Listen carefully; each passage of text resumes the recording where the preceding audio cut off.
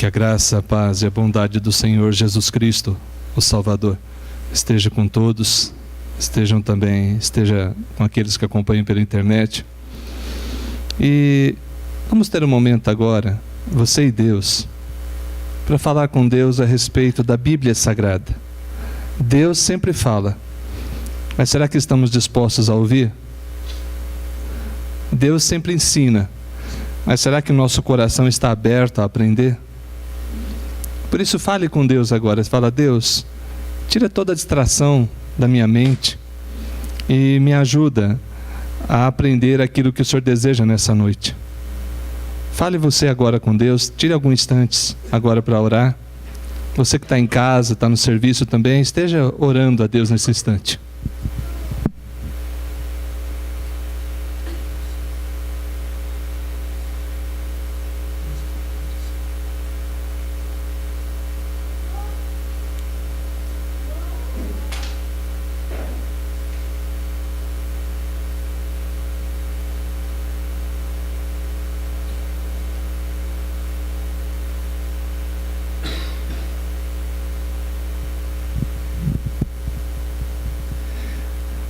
Deus, primeiramente reconhecemos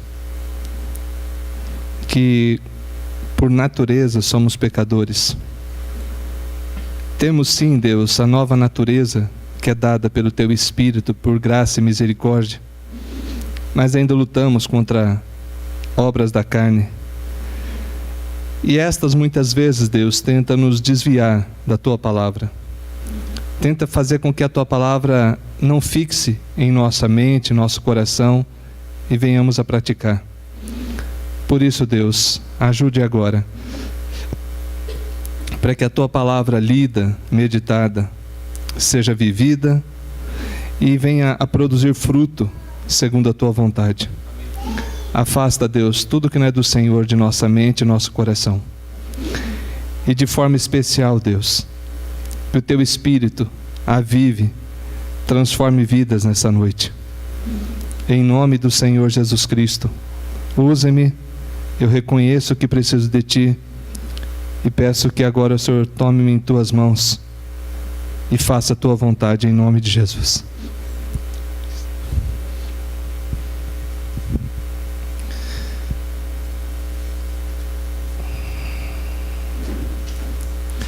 O que é a oração para você ou na sua vida?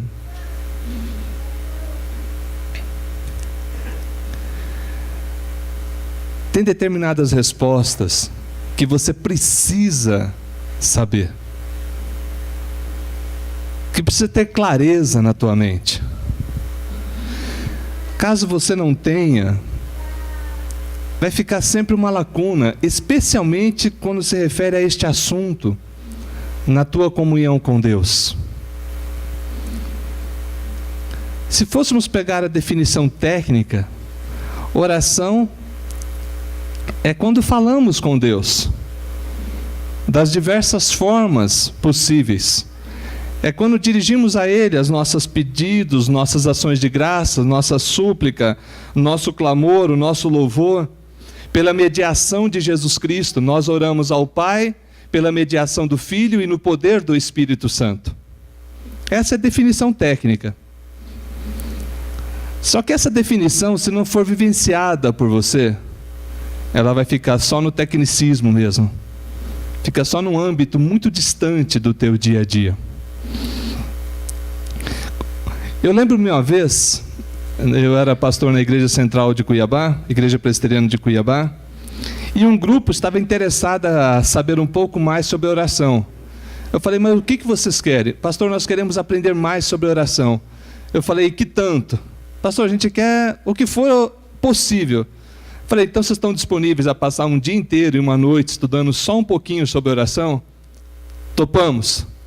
E nós fomos para um retiro. Começamos acho que 7, 8 da manhã, terminamos à tardezinha ou à noite. E falamos só um pouquinho sobre oração. Só um pouquinho. Nós fomos pegando os exemplos bíblicos de oração e tentando entender o que nossos irmãos do passado fizeram nesse relacionamento com Deus. Por que que através das suas orações aconteceram diversas maravilhas, milagres, prodígios? Porque em determinadas situações Deus respondeu imediatamente e outras não. É verdade que não conseguimos respostas para todas essas perguntas, mas nós fomos reparando que isso acontece na Bíblia. Nós fomos reparando que grandes homens de Deus também tiveram grandes momentos de oração. Mulheres amadas do Senhor dedicaram períodos de oração a Deus, e as suas orações foram respondidas. Mais importante, talvez, do que você entender a definição de oração, seja você entender quem é o Deus para quem você está se dirigindo. Segundo uma narrativa do Senhor Jesus Cristo, teve uma oração de um fariseu que ele orava de si para si mesmo. Ah, Deus, graças te dou, porque dou o dízimo, faço isso, faço aquilo, e eu não sou igual aquele pecador que está lá no fundo, aquele coletor de imposto, aquele tranqueira. Não devia nem estar aqui na igreja, mas está. Ainda bem que eu não sou igual a ele. E o Senhor Jesus Cristo fala que esse fariseu foi embora vazio para casa, mas o outro desceu justificado. E sabe qual que era a oração do outro? A oração do outro era bater no peito e falar: ser propício a mim, pecador. Na linguagem de hoje: Deus, eu reconheço que sou miserável e preciso da tua graça. Faz um sacrifício por mim, paga os meus pecados, tira as minhas iniquidades. Por que é tão importante você conhecer Deus para que você ore? Porque o conhecimento de Deus vai te levar a uma dimensão diferente na oração. Qual foi o último tempo que você passou com Deus? 1 minuto? 2? 5? Existe uma estatística muito triste no meio evangélico, que aqueles que oram muito, 3 minutos, 5. Isso até entre pastores. Ora, se você gosta da companhia de alguém, se você tem prazer em estar com essa pessoa, é natural que você tenha prazer também em conversar com ela. Mas eu não sei se é porque não aprenderam, porque não desenvolveram isso.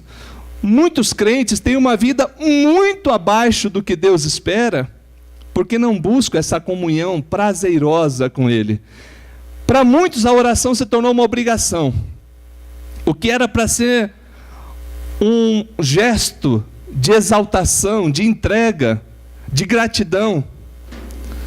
Por exemplo, eu já vi irmãos na hora do alimento, porque geralmente os cristãos oram agradecendo o alimento, você sabia disso? Então fica sabendo.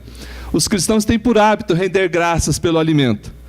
E alguns, nesse hábito, Senhor, obrigado pelo alimento, em nome de Jesus, amém. Não rende graças, faz um ritual vazio, ora de si para si mesmo, para cumprir um ritual religioso, mas não para reconhecer que aquela comida, aquele café da manhã gostoso, foi bênção de Deus. Ou então, pior ainda, ora aí menino, para ver a oração da criança mais curtinha, né? Também é lógico que durante a oração da refeição você não vai demorar 2 horas, irmão. Teve um irmãozinho lá que começou a orar, depois de 15 minutos no retiro, o pessoal já foi comendo e deixou ele orando. Não faz sentido. O que nós estamos querendo dizer? Que existem vários tipos de oração. Existe oração de intercessão, de petição, de ações de graças, de louvor, de súplica e outras mais. Mas é necessário a gente entender quem é esse Deus para quem estamos dirigindo. É necessário que a gente entenda também o momento no qual estamos orando. Um exemplo. Você vai orar no hospital. Aí você, como crente poderoso, você chega numa enfermaria e grita: escute aqui, cambada de pecadores, agora eu vou orar. E faz uma oração lá de meia hora em voz alta. Eu seria o primeiro a chamar o segurança para te tirar de lá. Eu seria o primeiro. Porque o nome disso é no mínimo falta de bom senso. O hospital não é lugar de você fazer o que você bem entender. Mas se você quer levar uma palavra de oração com alguém, faça em amor. E outra coisa que eu aprendi: se você vai orar com a pessoa, toma cuidado no que você fala. Nós estamos só fazendo um preâmbulo aqui a respeito da oração. Existe a oração que você faz, você e Deus. Mas existe aquela que você faz com a pessoa, pela pessoa. E com a pessoa em favor de outros. Seria a oração de concordância. Mas quando estamos orando com alguém, devemos tomar um cuidado dobrado daquilo que falamos. Especialmente se a pessoa está debilitada. Oh Deus, como essa pessoa está sofrendo, e semana passada foi enterrado aquela pessoa, aquele. Não leve ele sofrendo daquele jeito, não. Isso não é oração que se faça. Mas pastor, está sendo sincero, mas está sendo insensível. Está sendo sem empatia nenhuma. Você não está tendo nem misericórdia de quem está sofrendo. E espera que Deus escute isso. Irmãos, é necessário que a gente perceba, a oração, ela vai refletir o conhecimento que temos de Deus. E nesta noite eu quero analisar de modo muito específico uma oração que está na Bíblia. Abra por favor a palavra do Senhor Deus, no primeiro livro de Samuel, no capítulo 2.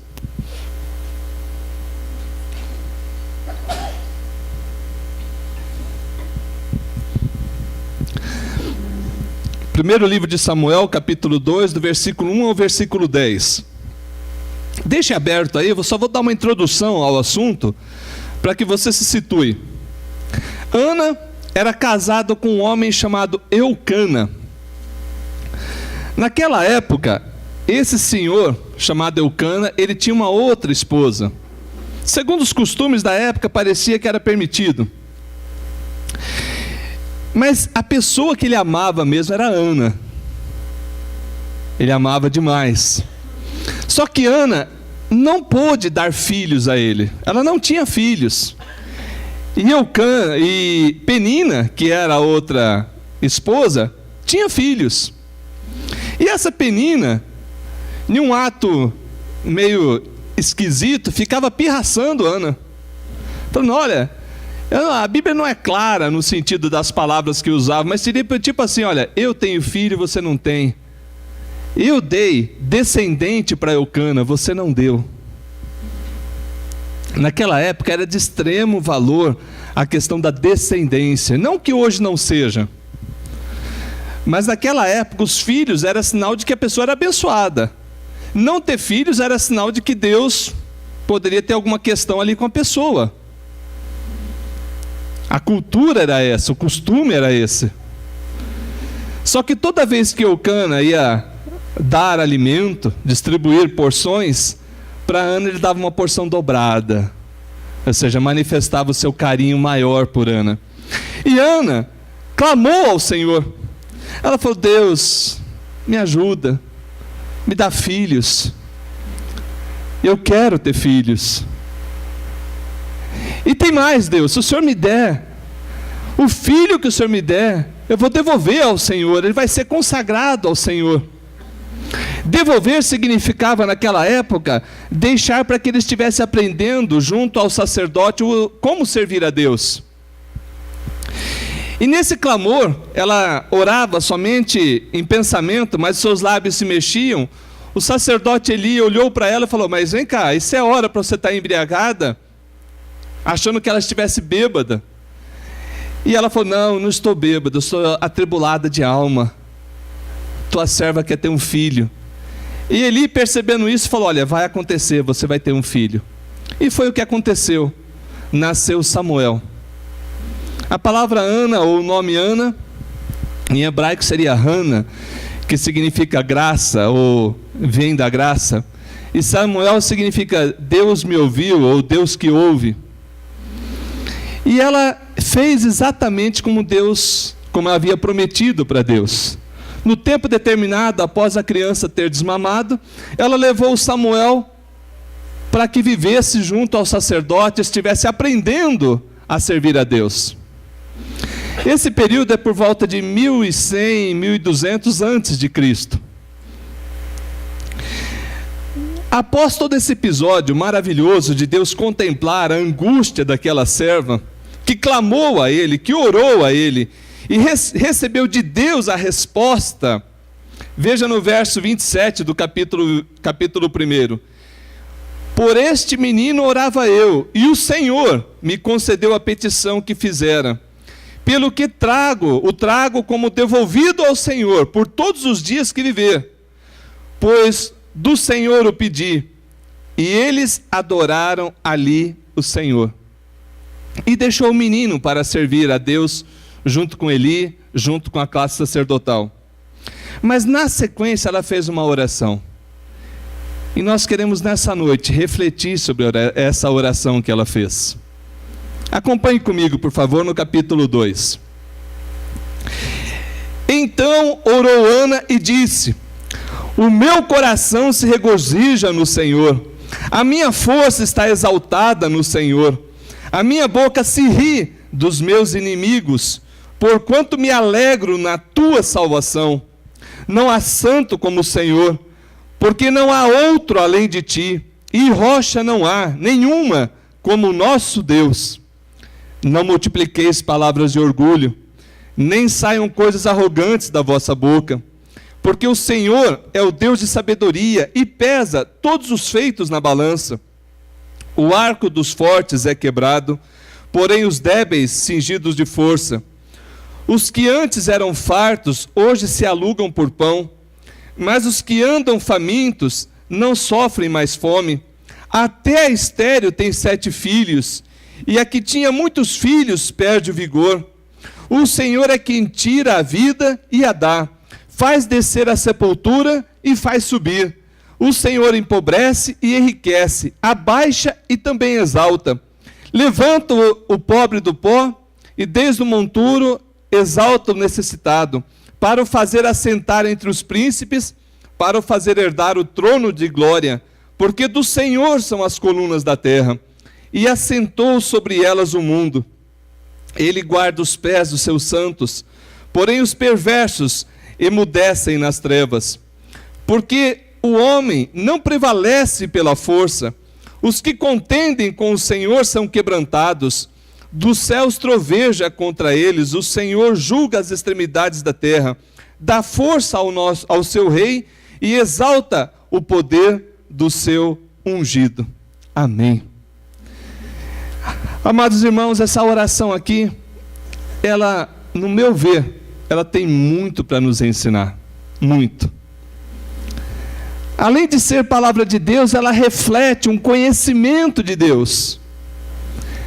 Através da oração, ela está transmitindo quem é o Deus de Ana, ou quem é Javé, ou Jeová, o Todo-Poderoso, o Deus que tirou o povo do Egito, o Deus que fez ele passar por todo o deserto e chegar até Canaã, o Deus que fez uma promessa e cumpriu a promessa que ele havia feito. Então, toda vez que você vê Senhor em letra maiúscula em algumas Bíblias, ela está se referindo ao nome de Deus, que alguns entendem que seria Yahvé, ou nas traduções antigas colocado como Jeová. Mas o que mais importa nessa questão não é tanto a expressão desse nome, mas o que significa esse nome. Esse nome significa que é o Deus vivo, o único Deus vivo, o único Deus que é em si mesmo, o único Deus que faz maravilhas e opera com mão estendida e braço forte. Ou naquela época ainda, como era muito bonito ver isso, um Deus que vai junto com o seu povo, um Deus que se manifesta. E o que nós percebemos nessa oração de Ana? Nós percebemos que ela reflete a grandeza do conhecimento de Deus. Queridos, se você quer que a tua oração comece a ser diferente, comece também a conhecer o Deus a quem você ora. Várias vezes o pastor Anísio põe orações aqui para que a gente recite, para que a gente fale a Deus. É verdade que às vezes você pode só recitar, mas se você quiser orar, você vai pôr o coração naquilo e vai entender: esse é o meu Deus, ser exaltado entre as nações, Esse é o Deus que eu amo, esse é o Deus que eu sirvo, esse é o Deus que se manifestou, que se revelou a mim, que se revelou a nós. Vamos ver alguns aspectos dessa oração. Primeiro, o Senhor é quem dá alegria ao nosso coração. Essa oração de Ana, ela transmite que o Senhor é aquele que alegrava a sua vida. Ora, mas se formos colocar aí 2 anos atrás, ela estava atribulada de alma. Ela estava sendo zombada pela outra mulher de Eucana. Em que sentido, então, ela pode falar, o Senhor é que me dá alegria? No sentido que a própria Bíblia diz que o choro pode durar uma noite, mas a alegria vem pelo amanhecer. De que o Deus que a gente serve, Ele sabe trazer alegria no meio das maiores e mais profundas dificuldades. E quando falamos aqui em alegria, não estamos falando em sorriso nos lábios, mas em certeza de que o Senhor é conosco e aquela situação há de se reverter. A presença do Senhor nos traz alegria. Por isso que Neemias falou, a alegria do Senhor é a nossa força. Alguns entendem que é a alegria de Deus nos fortalecendo, outros entendem que é a alegria que temos em Deus, seja numa, seja noutra, é do Senhor que vem, ou do Senhor para onde vai. E você? O Senhor é quem alegra o seu coração? Nós estamos vivendo a época aí da Copa da Confederação. Alguns conseguem passar 2, 3, se tiver pênalti vai até mais, assistindo, emocionado aquele jogo, e com Deus nem 1 minuto.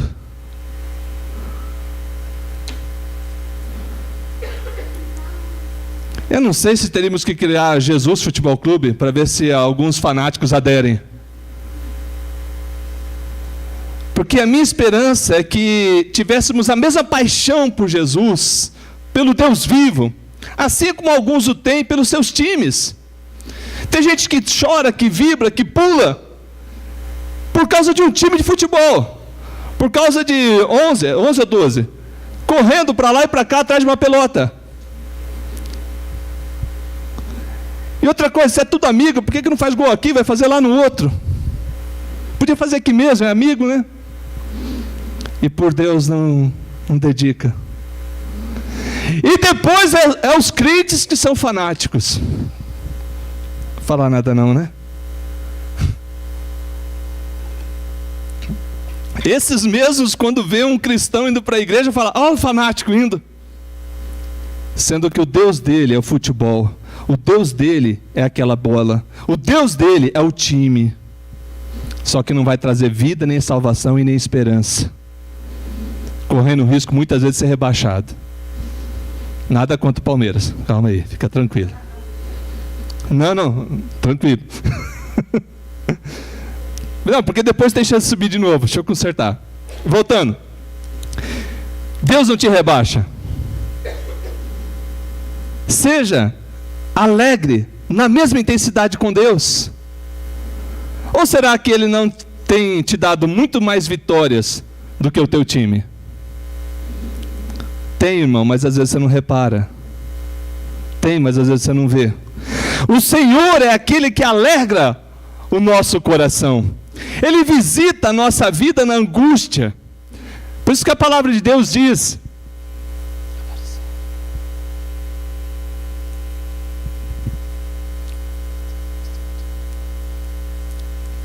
ainda que você passe no vale da sombra da morte, ali o Senhor está contigo.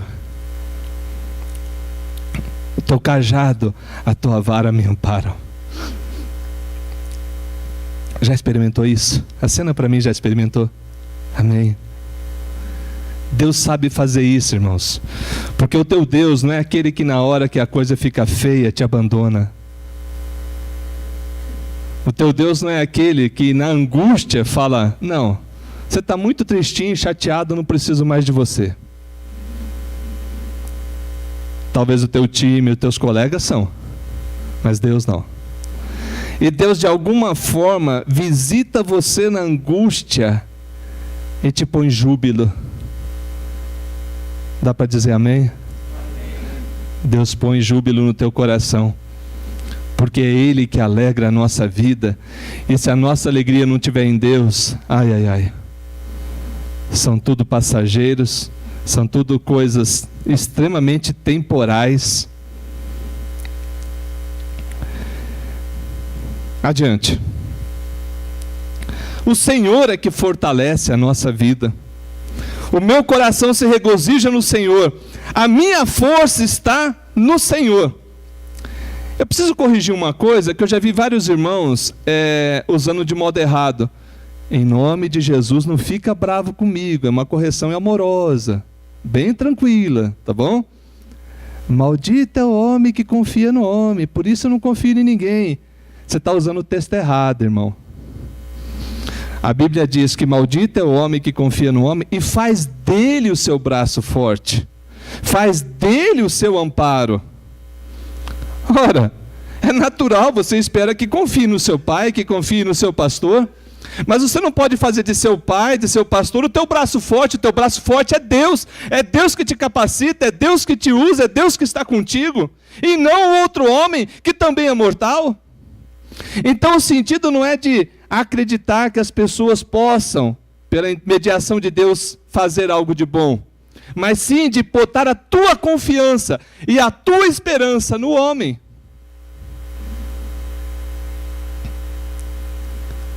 Nós podemos sim esperar que aqueles que são de Deus reflitam coisas boas neste mundo, e Deus espera isso de mim e de você.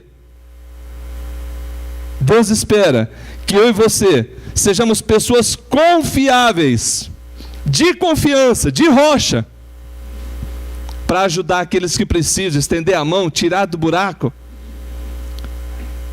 Só que por causa de nossas limitações e fraquezas, a gente depende de Deus. Por isso que Ana falou: o Senhor é a minha força, Ele que exalta, Ele que me visita, Ele que me fortalece.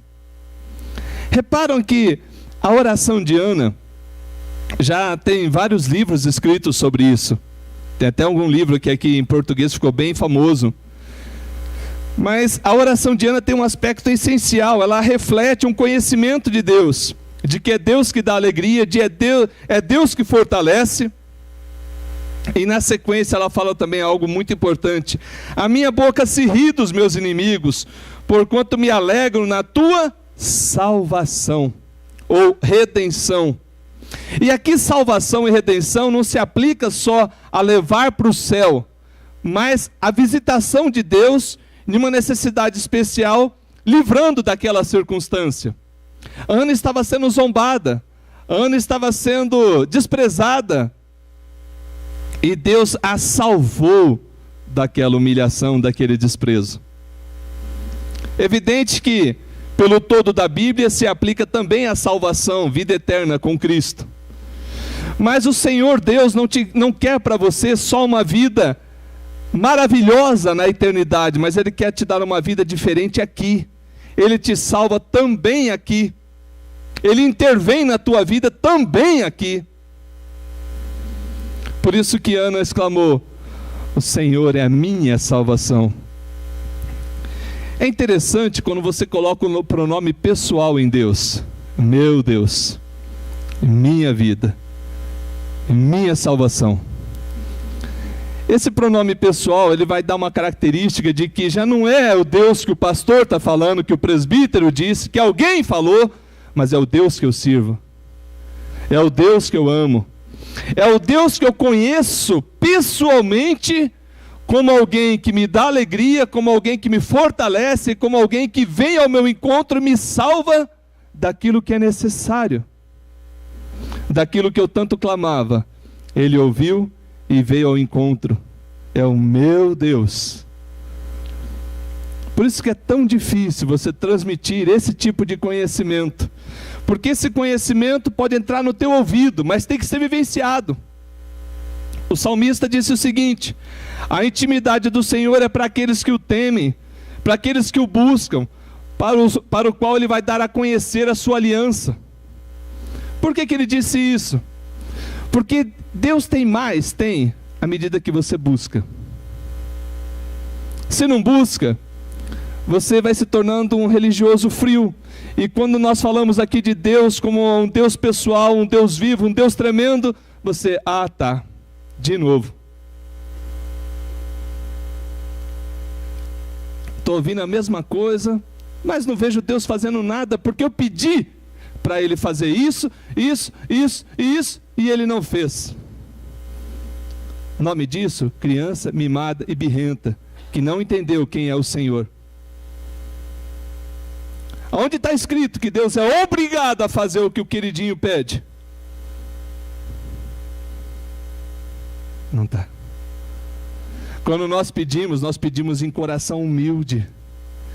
É verdade que muitas coisas Deus faz e se alegra em fazer, atendendo às nossas orações? É verdade que Ele tem realizado sinais, prodígios e maravilhas, tem curado, tem libertado, tem feito coisas tremendas na vida de irmãos aqui dentro dessa igreja, de irmãos de outras igrejas, tem. Só que não é porque eu quero e eu exigi dele, mas é porque Ele quis atender o clamor do seu povo, quis glorificar o nome do Filho em nossa vida. Queridos, olha o restante do raciocínio de Ana. Acompanhe comigo, por favor. 2. Não há santo como o Senhor, porque não há outro além de ti, e rocha não há nenhuma como o nosso Deus.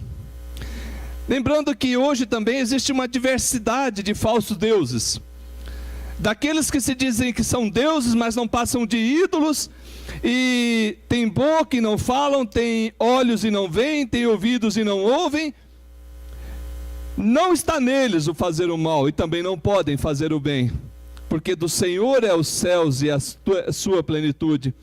E Ana entendia isso. Ana deixou bem claro que não há santo, não há outro que seja separado e singular, senão o Senhor.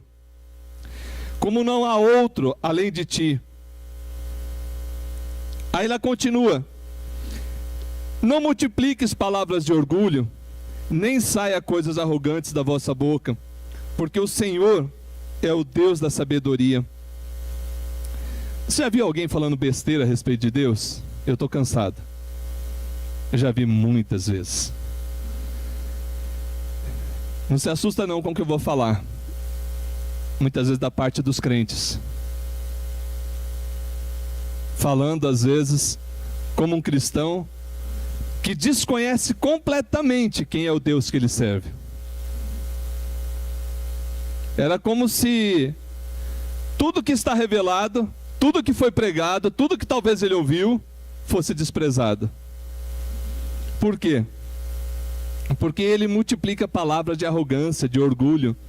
Ele se exalta ao invés de deixar que Deus o exalte. Ele se acha tão bom, tão bonzinho, que Deus fez um grande negócio em salvá-lo. De que o céu estava precisando de alguém como ele. Quando na verdade a Bíblia fala que todos nós éramos destinados à ira. A Bíblia Sagrada nos diz que por graça somos salvos, ou seja, favor não merecido, que era por natureza mortos em nossos delitos e pecados. E Ana expressou isso, falou: não multiplique palavras de orgulho, não saia coisas arrogantes da vossa boca, porque o Senhor é o Deus de conhecimento. Essa palavra sabedoria significa também conhecimento, e pesa tudo que as pessoas fazem.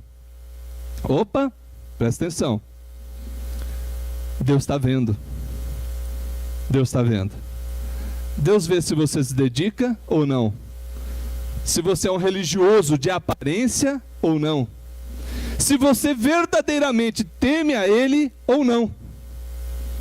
E Ele pesa a balança para ver se o que você faz é coerente com o que você diz que crê. Nós temos lutas, temos. Eu luto para que a minha vida não seja coerente, para que eu não venha pregar para vocês uma coisa que eu não quero viver. Mas muitas vezes coisas que eu prego para vocês é coisas que eu também estou pedindo: Deus, me ajuda a viver isso. Eu não acho que eu oro tanto que eu preciso. Não. Eu preciso muito mais. Eu não acho que conheço tanto Deus o quanto Ele merece. Não, Deus merece ser mais conhecido. Mas uma coisa faço: dia após dia prossigo conhecendo. Quero conhecer mais, quero buscar mais. E às vezes que não busco e não conheço, eu peço: Deus, me perdoa. Porque o conhecimento está disponível, a comunhão está disponível. E sou eu, o único culpado pela minha frieza. O único culpado por ter um coração frio e distante. Não é Deus, somos nós mesmos. Porém, tem boa notícia. Se você o busca, Ele se deixa achar. Todos que o buscam, Ele vai se revelar a você. De que forma, pastor? Ah, irmãos, aí que tem um aspecto que alguns presbiterianos têm dificuldade de entender. No sentido de comunhão com Deus, não existe doutrina. Não existe padronagem de como Deus vai agir na tua vida. Deus pode agir de um jeito na vida da Mazé e diferente na vida da Eloá. E as duas vão se sentir extremamente alegres com Deus. O Fabiano pode sentir uma intimidade tremenda com Deus. E o Felipe também. E ser experiências totalmente diferentes. De repente um orou 1 minuto, o outro orou 1 minuto e 2 segundos. Não é o tempo, irmão. Não é o tempo. É a forma. É o coração entregue. É a dedicação que você faz. É natural, sim, que com o passar do tempo você vai orando mais tempo. É natural isso. E se isso não está sendo natural, estranhe na sua vida. Porque eu preciso mais de Deus. E acredito que todos nós. Mas vamos para adiante. Olha o que mais que ele diz. O arco dos fortes é quebrado, porém o dos débeis cingido de força. Aqueles que diziam: olha, o meu arco e flecha vai me defender, quebra. E aqueles que falavam: não tem jeito, eu dou força para vocês. 5. Os que antes eram fartos, hoje se alugam por pão. Espera aí, você está querendo falar que a pessoa tinha muito e de repente tem pouco? Você conhece alguém que aconteceu isso? Eu conheço. Nem 1, nem 2, nem 3. Muitos. Pastor, de dentro da igreja? De dentro da igreja. Mas e a questão do Filho de Deus ser próspero? Continua sendo próspero, se ele entender aonde está a prosperidade. Mas se ele achava que a prosperidade era o guarda-comida cheio, dançou. Prosperidade é a presença de Deus, que não deixará faltar nada na tua vida, que vai te acrescentar o que é necessário, vai te exaltar, e se for necessário, te humilhar. Porque tem uns que só quebrando para vir para Deus.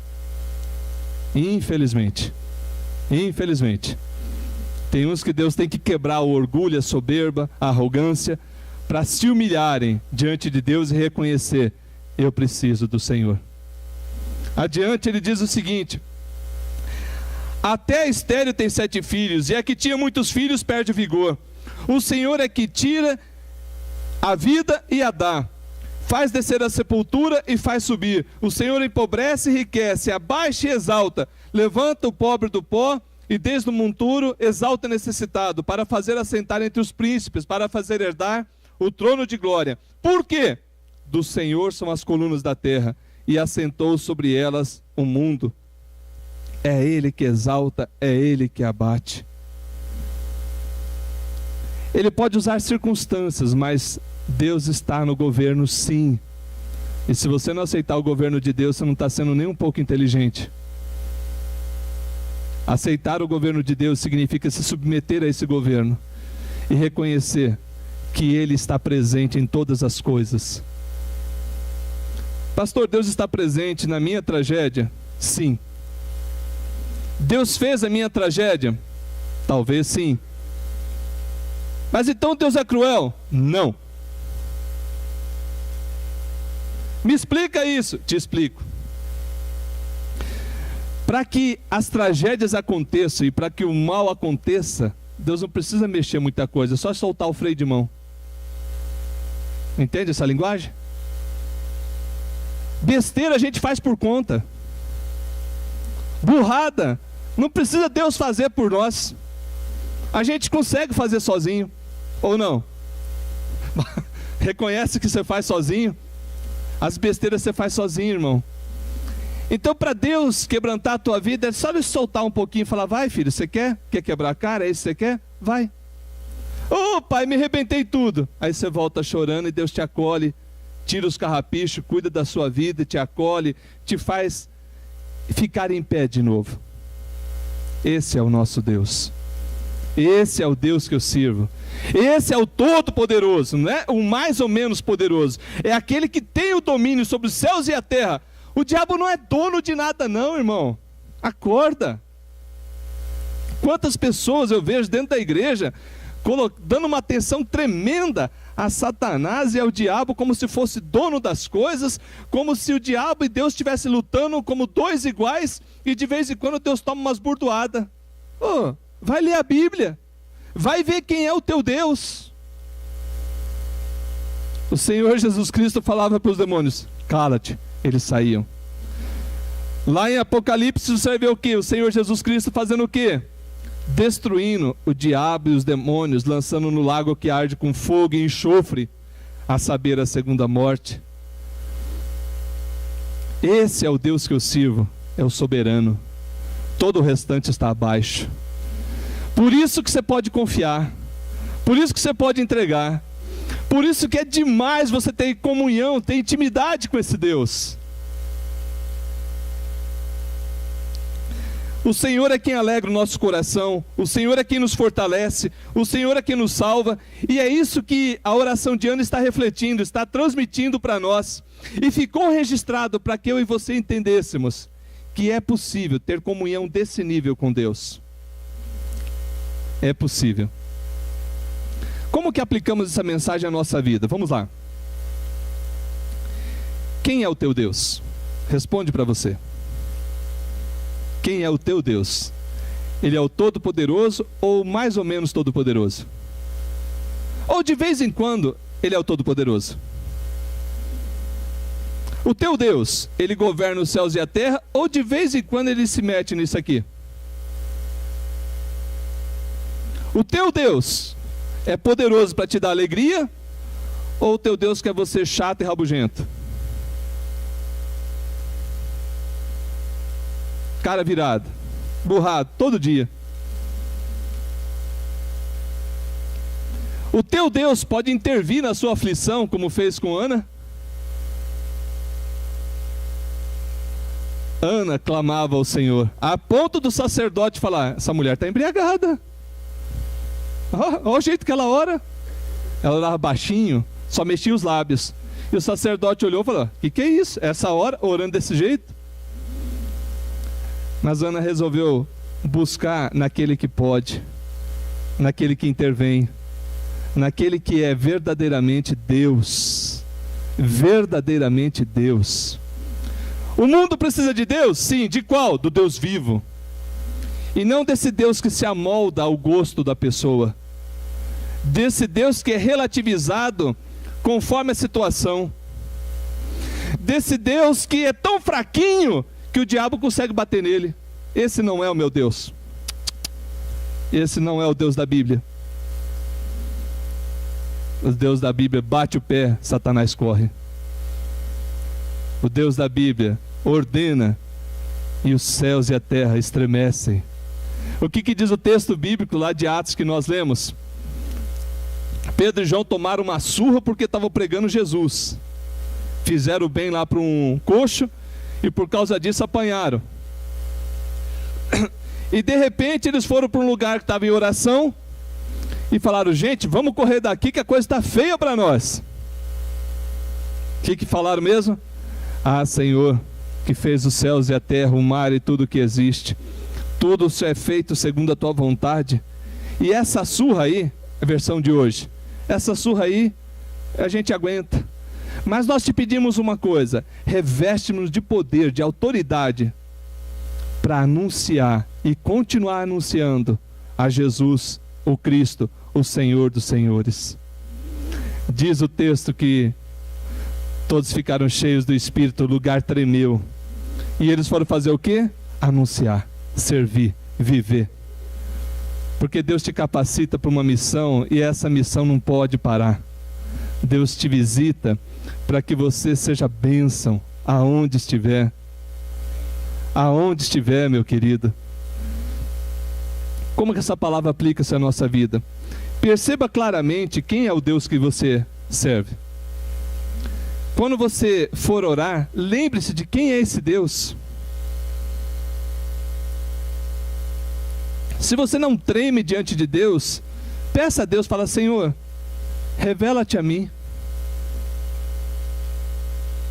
Cumpre aquela palavra que diz lá em João, que aquele que tem os meus mandamentos e os guarda, esse é o que me ama, e aquele que me ama, eu também o amarei, e me manifestarei a ele. Foi o que as irmãzinhas cantaram aqui.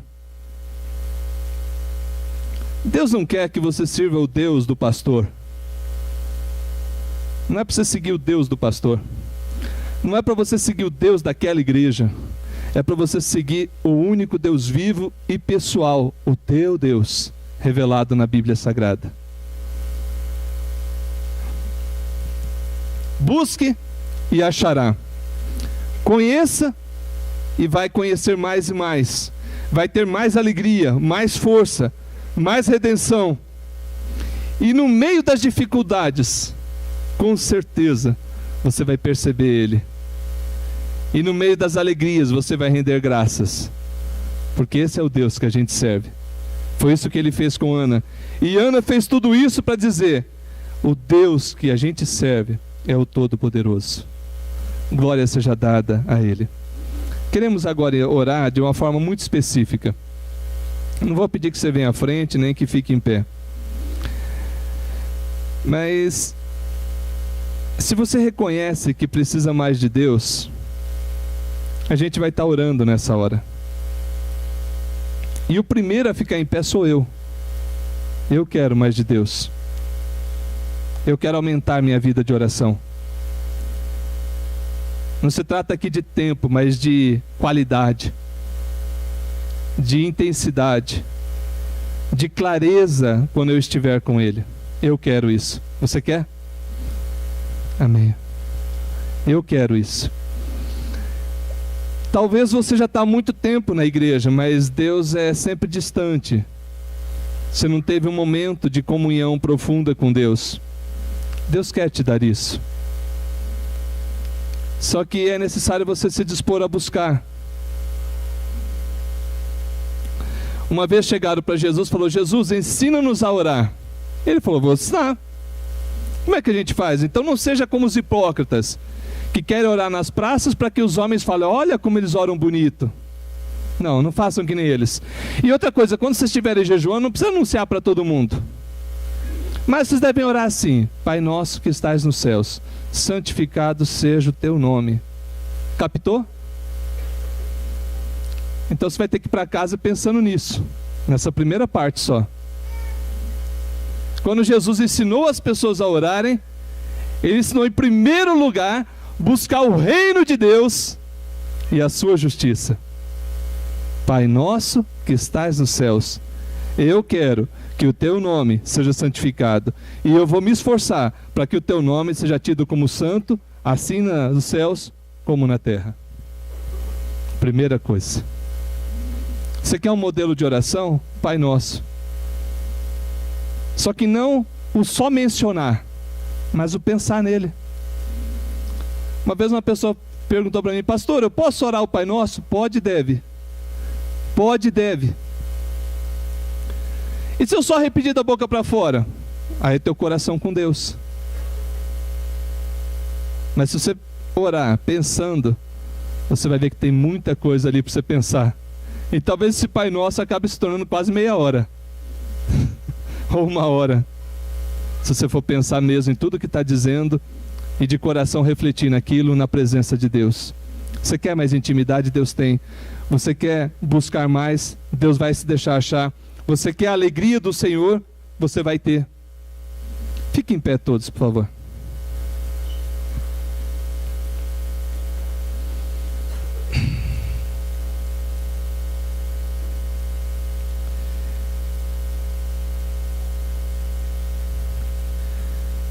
Eu quero que você tenha agora um momento de oração com Deus. Teu coração com Deus, fala: Pai, se você reconhece que isso aqui que eu li nessa noite, o Espírito Santo falou ao teu coração, te ensinou nesta noite, fale com Deus: Pai, eu quero isso aí para a minha vida, eu quero te conhecer mais, eu quero ter intimidade contigo, eu quero fazer do Senhor a minha alegria, do Senhor a minha fortaleza, e só do Senhor a minha salvação. Ore você e Deus, depois eu vou estar orando.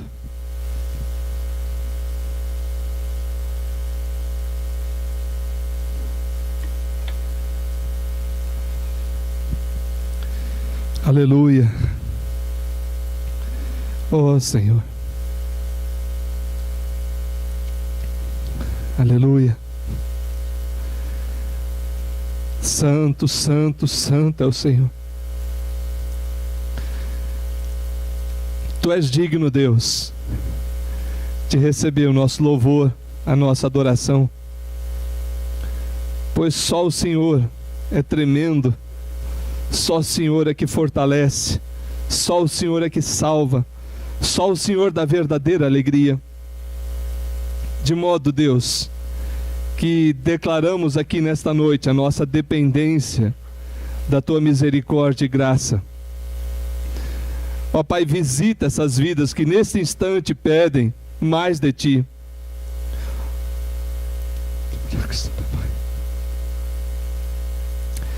Traga uma visitação especial, Senhor, para que Te conheçam como o Deus pessoal e não o Deus que o pastor pregou, não o Deus que a Bíblia fala, mas o Deus que é o Deus deles, que é o meu Deus, que é o nosso Deus, que se revela de forma muito pessoal a cada um, pela bendita obra do Teu Espírito, Deus. Visita essas vidas, visita esse lar que está angustiado, visita essa vida, Pai, que está fria, que está insensível às coisas do Senhor, que outrora, Pai, já foi fervoroso, mas hoje não é mais, hoje já não busca, não se dedica, não consagra.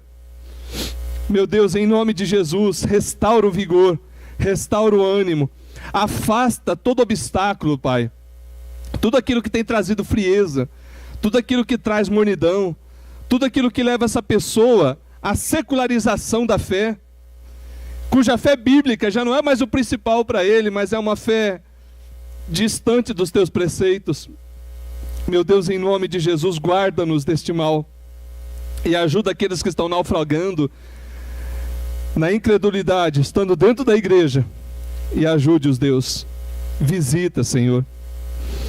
Ó Deus, que essa noite seja marcante na vida de muitos, que essa noite seja clara, Pai, na vida daqueles que neste momento sinceramente Te buscam, e que haja, Deus, o mover do Senhor nessas vidas. E agora, irmãos, que a graça de nosso Senhor e Salvador Jesus Cristo, o amor de Deus, nosso Pai, a comunhão, a presença do Santo Espírito esteja com todo o povo de Deus, hoje e eternamente. Amém. Até sentar, irmãos. Obrigado.